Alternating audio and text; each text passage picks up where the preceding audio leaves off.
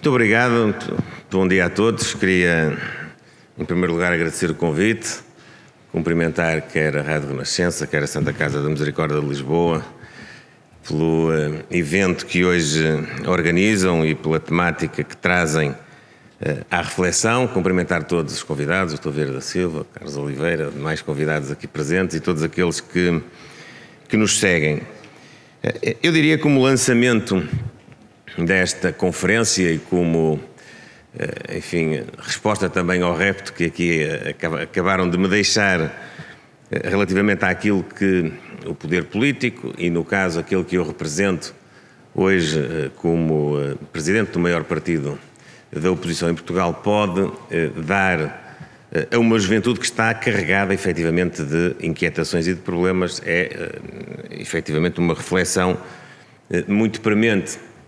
Eu diria, em complemento àquilo que aqui se disse, e para contextualizar duas ou três ideias, porque também não tenho tempo para muito mais, que aqui vos queria deixar, que, por um lado, as notícias não são animadoras para os nossos jovens, mas, por outro lado, compreendo e enfatizo também a necessidade que nós temos de não nos circunscrevermos a um discurso fatalista que nos impeça de ter confiança, de ter esperança, de ter capacidade mobilizadora e motivadora para enfrentar os problemas.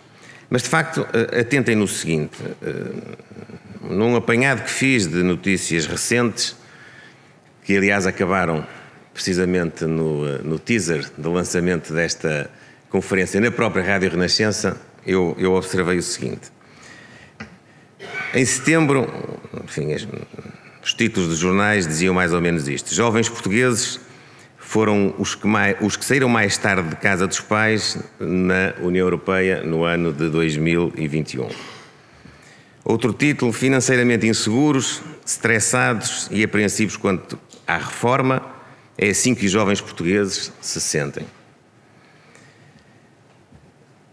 Ter canudo compensa? Salários de licenciados caíram 11% em 10 anos. Portugal, entre os países onde o emprego jovem mais caiu com a pandemia. E a própria Rádio Renascença, quando lançou com a Santa Casa da Misericórdia o desafio e, portanto, a publicidade também para a realização desta conferência, dizia que nesta conferência se iria tratar de analisar um quadro onde os jovens enfrentam, passo a citar, baixos salários, dificuldade em encontrar trabalho, arranjar casa, pagar contas, viver independentes dos pais, constituir família. Estas são, entre outras, aquelas que são as preocupações maiores que a juventude enfrenta hoje em dia. Portanto, o contexto em que esta reflexão é lançada é um contexto onde, efetivamente, há vários problemas com que os jovens hoje se confrontam. E as políticas públicas têm de lhe dar resposta. Mas têm de lhe dar resposta, a meu ver, com a consciência de que não são as políticas com efeitos imediatos, com efeitos no dia da manhã, que vão resolver problemas estruturais que estão por trás destas ideias, destes títulos, da conjuntura que hoje os jovens enfrentam. Não é de um dia para o outro que se resolvem questões como dar condições de emancipação aos jovens para poderem sair de casa, para poderem constituir individualmente os seus projetos de vida, constituir família, poder ter filhos, como muitos desejam e ambicionam. Eu começaria por aí. As políticas para remover os obstáculos à natalidade desejada pelos jovens casais são políticas que só se vão repercutir daqui a 10, a 15, a 20 anos. Não têm um efeito imediato. Ninguém muda de um ano para o outro as condições para que os jovens casais possam concretizar a sua ambição da paternidade e da maternidade. Não é possível. Como também não é possível nós resolvermos o problema que temos da demografia agora de um dia para o outro, porque nós já não vamos poder ter crianças que nasceram há 1 ano, há 2 anos, há 3, há 5, há 10, há 15, se elas não nasceram. Os efeitos daquilo que aconteceu na nossa demografia nos últimos 20 anos vão se refletir nos próximos 20. Aquilo que nós pudermos fazer agora para remover os obstáculos à natalidade que os casais desejam nos próximos anos só vai ter efeitos daqui a 10, a 15 ou 20 anos. E, portanto, o primeiro ponto de reflexão que eu lanço é: estamos ou não estamos preparados para perceber que várias políticas que podemos empreender neste domínio só vão ter efeito daqui a algum tempo. E, portanto, nós, os decisores políticos, têm de estar conscientes que muitas das suas ações, porventura, não terão o efeito imediato que normalmente se procura, nomeadamente para poder ter bons resultados eleitorais. Às vezes nós procuramos, eu falo como um todo, o poder político procura fazer aquilo com que mais rapidamente possa ser compensado do ponto de vista da adesão, da mobilização dos eleitores. Ora, este ponto em concreto é um ponto que exige de nós essa perspectiva de sermos capazes de olhar mais longe, a médio e a longo prazo, criarmos condições, por exemplo, como aqui já foi dito, para conciliar a vida profissional com a vida familiar, oferecendo um conjunto de serviços e de políticas públicas efetivamente capazes de gerar mais bem-estar, mais conforto, mais confiança nos jovens casais. É por isso que, por exemplo, a propósito de uma medida que me parece essencial, que é universalizar o acesso ao ensino pré-escolar e agora, mais recentemente em concreto, dar de forma também universal o acesso de todas as crianças às creches em Portugal. O projeto está em curso, já para o primeiro ano deste universo, conta com o apoio, naturalmente, da oferta pública, da oferta do setor social, mas não conta ainda com o apoio da oferta do setor privado. Primeiro desafio: o poder político não pode desperdiçar a capacidade instalada no setor privado, não pode ter complexos dessa natureza, porque o que está em causa é a igualdade de oportunidades. O que está em causa é que todas as famílias tenham a mesma oportunidade, independentemente da oferta ser diretamente proporcionada pelo setor público, pelo setor social ou pelo setor privado. É preciso ter esta consciência, por isso mesmo o PSD tem pendente, até na Assembleia da República, uma iniciativa legislativa que vai ser agora discutida no próximo dia 7, neste sentido de intensificar esse esforço para que o Estado possa cumprir este desígnio, independentemente de se poder associar de forma, enfim, em que consiga contratualizar com o setor privado essa oferta. Isso é, do meu ponto de vista, entre outras, uma das matérias mais relevantes que hoje os jovens casais, a juventude, têm em linha de conta quando precisamente tomam a decisão de poderem ser pais e mães e de poderem, portanto, perspectivar a resolução de um problema estrutural do país, que é o problema demográfico. Nós temos uma perspectiva de nos próximos 40 ou 50 anos sermos menos cerca de 20% daquilo que somos hoje a população. Isso tem efeitos absolutamente transversais do ponto de vista da competitividade económica, do ponto de vista da organização e da coesão territorial, do ponto de vista da sustentabilidade das políticas e dos sistemas públicos, a começar na segurança social. Há, efetivamente, que pugnar com políticas que possam contrariar isto.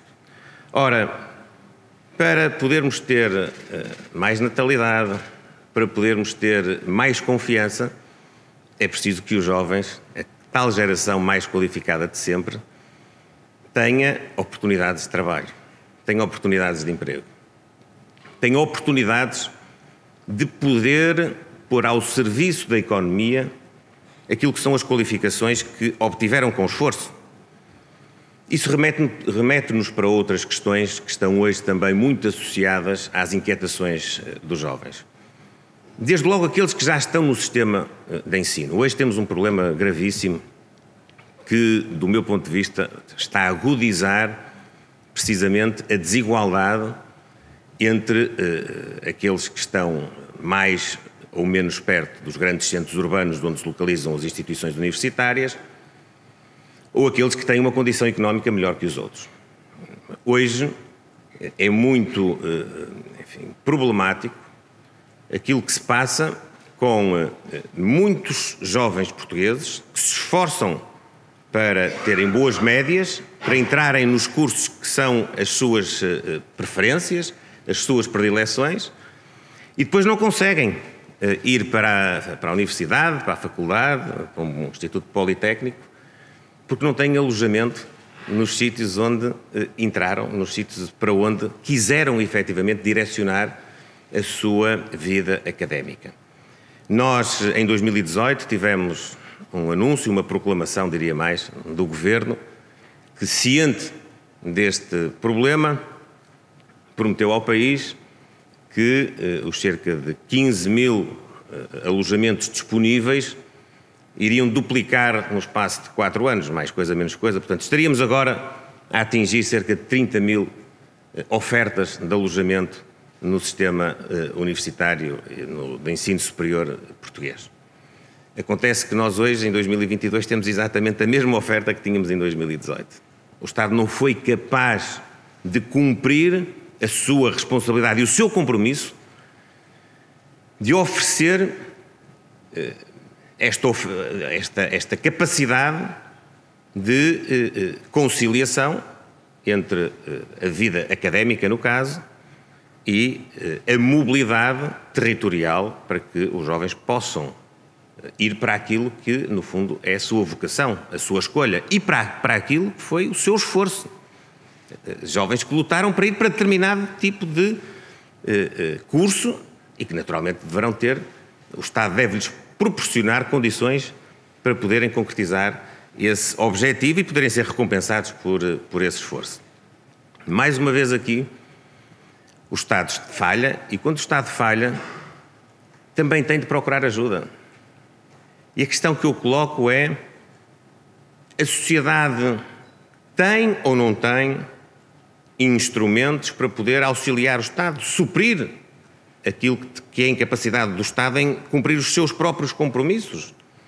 Eu não vou aqui, demoraria algum tempo e seria se calhar fastidioso neste contexto, não vou aqui explicar porque é que entendo que, neste como noutros casos, o investimento público, ou a falta dele nos últimos anos, tem repercussões nos próximos anos e nas próximas décadas. Não vou entrar agora aqui nesse debate mais alargado, mas especificamente, neste caso em concreto, mais uma vez, esta incapacidade deve ser suprida com uma relação de complementaridade entre aquilo que é a oferta do sistema público e aquilo que é a capacidade de contratualizar com o setor privado, com o setor social, com as autarquias locais, criando instrumentos legislativos potenciadores de investimentos que não tenham de aguardar apenas e só pelas verbas do Orçamento do Estado, mas que possam, no fim do dia, dar aos jovens a possibilidade de eles poderem cumprir aquilo que foi o objetivo para o qual se lançaram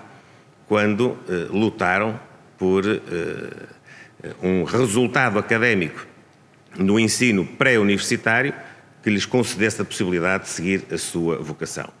Porque estamos num domínio essencial, estamos num domínio de, mais uma vez, da igualdade de oportunidades. É que se o Estado e as políticas públicas não assegurarem esta conciliação, a médio prazo, se calhar já hoje, muitos daqueles que são os melhores ficam pelo caminho. Ficam pelo caminho porque não vivem nos grandes centros próximos das universidades e dos politécnicos, das instituições de ensino superior, ou ficam pelo caminho porque, mesmo vivendo aí, não têm condições financeiras e têm dificuldades de alojamento naquilo que concerne à necessidade de podermos, no fundo, oferecer a todos a mesma oportunidade. Depois temos outro desafio posterior. Nós conseguimos ter hoje uma juventude altamente qualificada, mas não conseguimos retê-la. Nós estamos com dificuldades de reter o nosso talento. Estamos com dificuldades de aproveitar o conhecimento, aproveitar a capacidade inovadora, aproveitar a capacidade empreendedora da nossa juventude. E devemos, portanto, estimular cada vez mais as condições para que o país não perca a oportunidade de usufruir precisamente de uma geração que é comumente considerada a mais qualificada de sempre. Isso implica algum arrojo, alguma ousadia, alguma disrupção, como hoje se diz, quando se quer inverter, quando se quer dar um murro na mesa, o estado de coisas. Nós temos de ter coragem e temos de dizer ao país se estamos ou não estamos disponíveis para discriminar positivamente os jovens. Se para retermos o nosso talento, o nosso conhecimento, a nossa capacidade empreendedora, daqueles que estão mais qualificados, daqueles que têm uma perspectiva de vida maior, daqueles que estão a entrar na vida ativa, estamos ou não estamos disponíveis para lhes dar mais condições e melhores do que aos outros? É esse. A questão que se coloca é essa. Eu bem sei que nós atravessamos um momento muito duro para muita gente que está na vida ativa, para muita gente que não estando na vida ativa está na condição de reformado ou de pensionista, e que todas essas matérias, todo o sofrimento que envolve hoje um custo de vida cada vez mais elevado, o facto de termos os bens essenciais cada vez mais caros, bens essenciais como a alimentação, como os combustíveis, como a eletricidade, como o gás, tudo aquilo a que nós não podemos fugir numa vida normal. Estamos confrontados com grandes deficiências na resposta de alguns serviços, nomeadamente nos serviços de saúde, e, portanto, naturalmente que é assim um bocadinho, eu diria, um bocadinho arriscado, ao mesmo tempo que nós estamos com esta pressão tão grande do ponto de vista social, ter de desafiar o país e o poder político a, mesmo neste contexto, ser mais ambicioso e arrojado relativamente àquilo que é preciso fazer sobre uma faixa etária específica, que é aquela que esta conferência visa em termos de reflexão. E eu dou a minha resposta. Eu acho que sim. Acho que, apesar de todo esse contexto, que merece dos poderes públicos uma atenção especial, de solidariedade, de mitigação daquilo que são os efeitos deste processo inflacionista, eventualmente de uma retração económica. Apesar de tudo isso, se nós queremos projetar o futuro, se queremos projetar as próximas décadas, temos que, mesmo em cima disso, ousar, por exemplo, ter um regime fiscal para os jovens que seja efetivamente mais favorável do que é para as outras pessoas que estão na vida ativa. Eu, como sabem, estou nesta função há pouco mais de 2 meses, tive uma campanha interna que é conhecida, aliás, curiosamente até o meu companheiro de partido também participará nesta conferência. Um dos temas que eu abordei nessa campanha, e portanto é um compromisso que tenho e que consumaremos agora brevemente, até porque vamos ter a discussão do Orçamento de Estado, é que em Portugal os jovens até aos 35 anos têm uma taxa de IRS máxima de 15%. Nós estamos a desenhar a medida, naturalmente garantindo a progressividade, garantindo que alguns, os mais altos rendimentos, fiquem fora, nomeadamente o último escalão do IRS, da aplicação de uma medida desta envergadura, porque se trata de um nível de rendimento onde o efeito fiscal já não é propriamente aquele que vai determinar se as pessoas ficam ou não ficam no país. Mas o facto de nós termos uma taxa de IRS jovem com, digamos, um impacto muito grande naqueles que estão a começar a sua vida ativa é, do meu ponto de vista, estratégico para fixar, reter aquilo que são as necessidades da nossa economia, da nossa sociedade para ser competitiva e para ser produtiva nos próximos anos. E, portanto, nós temos mesmo de romper com algum preconceito que possa haver à volta de uma medida destas, porque eu percebo, repito, a vida não está fácil para ninguém, os tempos são difíceis, mas nós temos de projetar Portugal para daqui a 5, 10, 15, 20, 30, 40 anos. E nós, para fazermos essa projeção, nós precisamos, já nem sequer precisamos só daqueles que cá estão e que cá nasceram e que cá trabalham e que cá estudam. Nós até precisamos de atrair mais lá fora. E atrair jovens já agora. Só aqui, faço aqui uma pequena nuance, porque é um assunto ao qual também tenho dedicado muitas das minhas intervenções, precisamente porque, como disse há pouco, nós já não vamos resolver o problema da natalidade de há 5 anos, de há 10 anos, de há 15, de há 20, esse tempo já passou, os reflexos do definhamento da natalidade nas últimas 2, 3 décadas serão naturalmente colocados em evidência nos próximos anos e, portanto, como nós já não podemos resolver isso, nós já nem se conseguíssemos reter todo o nosso talento, todos os nossos jovens, conseguiríamos os recursos que são necessários hoje para termos mão de obra, nomeadamente qualificada, mas não só, em todos os setores da atividade económica. Já não chega. Nós temos de ter, efetivamente, um programa nacional de atração, acolhimento, integração de imigrantes para podermos ter mão de obra, para podermos ter uma economia competitiva e sustentabilidade em alguns sistemas como o da Segurança Social. E se há melhor maneira de promover um programa destes, é precisamente atrair jovens para estudar em Portugal. É um dos caminhos que eu considero mais proficiente naquilo que podem ser os efeitos de reforço da mão de obra em Portugal. É nós termos capacidade nas nossas instituições de ensino, o mais cedo possível, se não for antes no ensino superior, sermos atrativos para jovens de geografias que nos interessem, com naturalmente culturas e predisposições que se possam conjugar com a nossa forma, enfim, social de organização. Tudo isso tem de ser bem medido, mas há, como sabem, vários exemplos no mundo de países que promoveram programas desta natureza e envergadura e que tiveram resultados e têm resultados muito significativos. Por exemplo, o Canadá, a Nova Zelândia, a própria Alemanha, a Austrália, são países cujos programas de atração de imigrantes tiveram e têm como resultado economias muito competitivas e sociedades equilibradas, apesar da diversidade cultural que muitas vezes enfrentam. Portanto, creio que este ponto é um ponto que merece reflexão e que, do nosso lado, do lado do PSD, tem como balizas em termos de orientação política, de ideias, que foi aquilo também que me desafiaram, este enquadramento. Pois, naturalmente, que há questões que são transversais. A questão dos salários é uma questão transversal, mas evidentemente é fulcral também, porque para haver retenção, para haver fixação de jovens, para haver futuro, é preciso haver uma perspectiva de progressão. E isto, curiosamente, hoje, em muitas intervenções, isso está presente, enfim, na atividade das empresas, a necessidade de pagar melhores salários para ter os melhores quadros,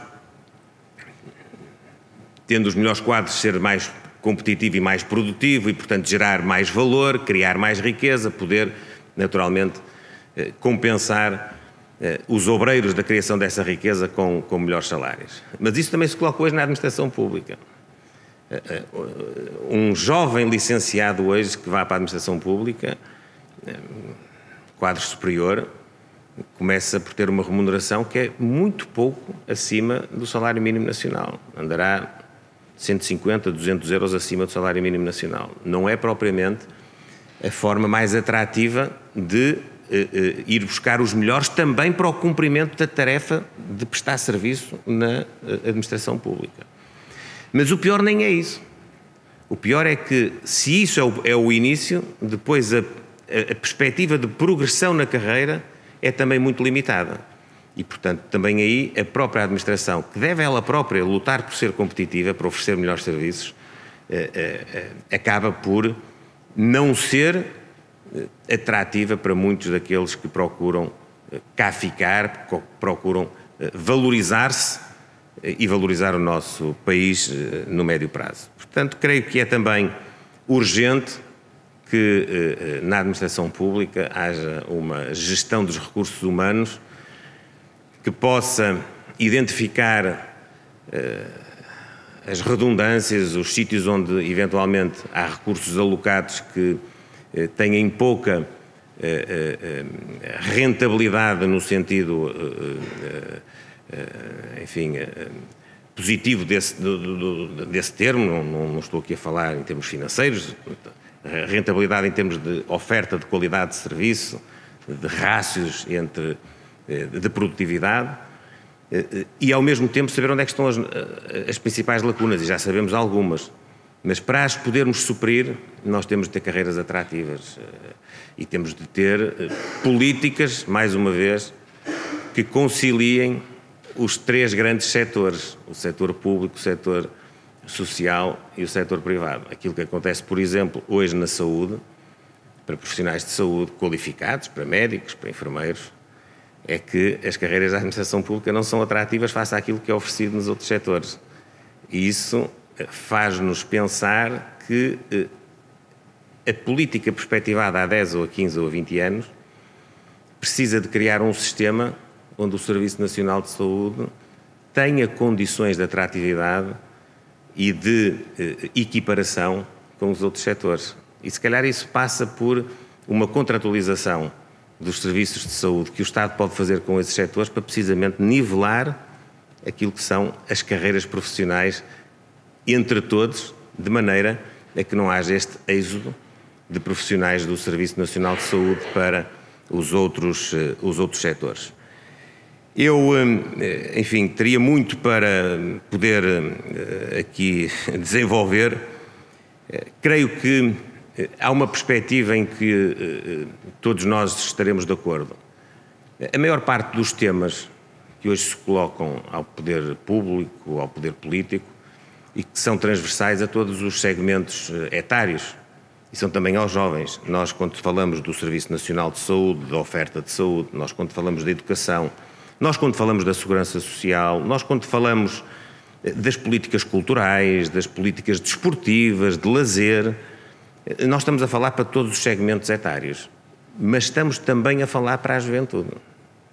Os jovens fixar-se-ão mais no nosso país se a oferta dos serviços públicos tiver qualidade em todas estas dimensões.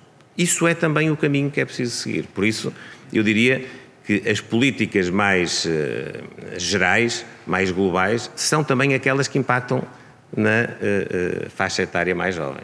São aquelas que vão dar ou não dar aos jovens enfim, as ferramentas para eles cumprirem os seus objetivos. E voltando ao início para terminar, apesar de todos estes desafios, todas estas dificuldades, nós temos de ter uma palavra de esperança e de confiança para a sociedade e para os jovens em particular. Nós somos, de facto, bons a fazer muita coisa. Nós somos muito bons. Nós temos exemplos de capacidade empreendedora que são, enfim, não nos deixam intimidar com nenhuma economia, com nenhum país do mundo. Está ali o Carlos Oliveira, que aliás conhece essa área melhor do que ninguém, e sabe que nós temos, nos mais variados níveis, capacidade em termos de investigação, de inovação, de conhecimento, que nos permite ombrear com aquilo que se melhor faz em várias áreas, em vários setores de atividade. A questão está em não desperdiçar esse talento para o colocar ao serviço de outros países e enfim, grupos económicos que não deixam em Portugal parte da riqueza que criam. E isso é um desígnio que nos interpela e impele a podermos dar à juventude mais qualificada de sempre, como todos agora a designam, a esperança de que nós cá também temos condições de os poder auxiliar a cumprir o objetivo de poderem alcançar aquilo que almejam para as suas vidas, nas dimensões todas de cada um de nós, na dimensão profissional, na dimensão social, na dimensão familiar, na dimensão pessoal, naquilo que livremente nós escolhemos ser. Nós temos de dar às pessoas, e aos jovens em particular, as condições para eles serem aquilo que querem ser, para cumprirem aquilo que são as suas escolhas. Mas, naturalmente, que as políticas públicas, não sendo limitativas da liberdade das pessoas, devem, de alguma maneira, equilibrar as escolhas que as pessoas fazem. Nós não podemos ter um sistema de ensino, por exemplo, de ensino superior, que abre as portas em excesso a determinadas áreas de atividade cujo mercado de trabalho depois não tem capacidade ou não tem mesmo interesse em absorver. Isso é a responsabilidade do Estado. As pessoas devem escolher livremente, mas o Estado deve dizer onde é que estão as áreas que são preferenciais e onde é que estão as áreas que a nossa economia, o nosso mercado de trabalho vai permitir que se possa adequar àquilo que são as qualificações que se obtêm. Portanto, sintetizando, é preciso políticas de juventude hoje que deem igualdade de oportunidades a todos. E entre aquelas que eu mais enfatizo é precisamente a questão de, no ensino superior, permitir que todos possam cumprir o objetivo de frequentarem e concluírem os cursos aos quais se candidataram. Isso só é possível se houver a garantia, em termos de alojamento, em termos de apoio social, de que ninguém fica para trás. É preciso ter coragem de ter políticas arrojadas do ponto de vista fiscal, do ponto de vista dos benefícios dados aos jovens casais no acesso a bens essenciais. É preciso ter um desenvolvimento económico que não pode passar por crescimentos anémicos, em média, de 0,5% em 20 anos, ou um que fosse, ou dois que fosse, é pouco. Temos de ter uma economia mais geradora de riqueza, porque só isso vai permitir que haja bons salários para fixar pessoas, e precisamos ter alguma paciência, porque algumas das transformações estruturais que precisamos de fazer não vão produzir resultados amanhã. Mas nós temos de saber explicar ao país que os resultados aparecerão se as tomarmos e não aparecerão se não as tomarmos. E os últimos 25 anos são a melhor expressão daquilo que estou a dizer. Nós não fomos suficientemente afoitos na transformação estrutural do país e já hoje pagamos o preço de não o termos feito. Já hoje somos um país mais exposto em momentos de dificuldade do que os outros.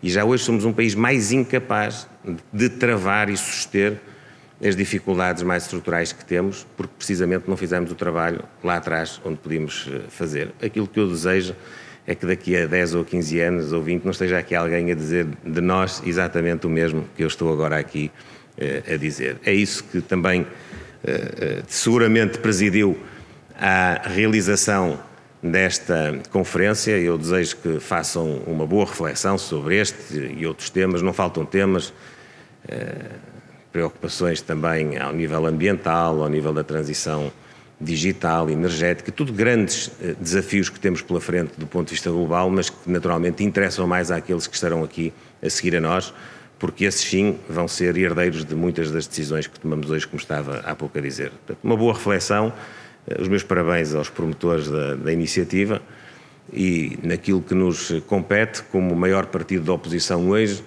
nós não deixaremos de ser firmes a escrutinar e a fiscalizar os atos do Governo ou as omissões, muitas vezes é mais isso do que outra coisa, e preparar-nos-emos para que o país no futuro possa ter uma alternativa política e possa mudar, se for esse o seu desejo, para percorrermos outro caminho, noutra direção, com outros resultados. Muito obrigado a todos.